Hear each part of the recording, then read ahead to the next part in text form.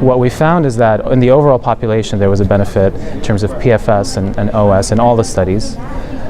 In the prospective studies only, the benefit was mainly PFS. There was no OS benefit in prospective trials.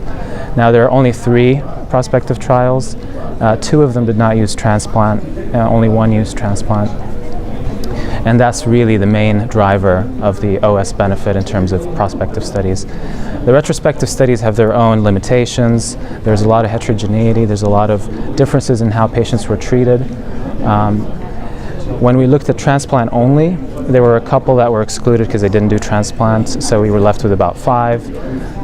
And in those studies, there was a benefit in PFS as well, but not OS necessarily.